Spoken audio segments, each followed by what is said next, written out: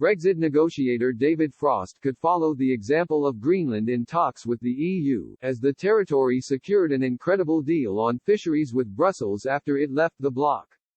Before negotiations on a future trade relationship between the UK and the European Union even started, the French government urged the EU's chief negotiator Michel Barnier to push for stronger commitments on regulatory alignments and access to UK fishing waters in return for maintaining free trade. Ever since the 2016 EU referendum, French President Emmanuel Macron has been championing the bloc's fisheries demands. As he arrived at a summit of EU leaders last month, Mr. Macron said, "In no case shall our fishermen be sacrificed for Brexit. If these conditions are not met, it's possible we won't have a deal. If the right terms can't be found at the end of these discussions, we're ready for a no deal for our future relations." Despite the French leader's hardline stance, the UK insists any fishing agreement must be separate from the trade deal with access negotiated annually in a similar fashion to Norway's agreement with the bloc.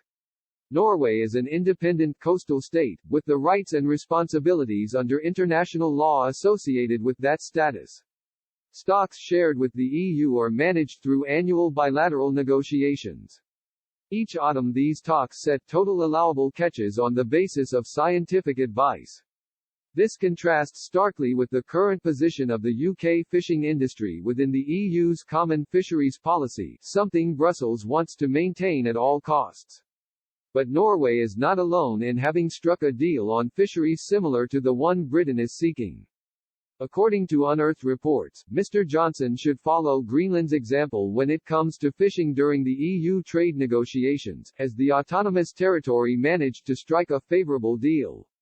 Greenland left the bloc after a referendum in 1982. As part of the Danish kingdom, Greenland joined what was then the EEC in 1973, but, not long after its entry, the islanders started fighting for independence. Greenlandic fishermen resented watching their fish stocks being hoovered up by factory trawlers from other member states.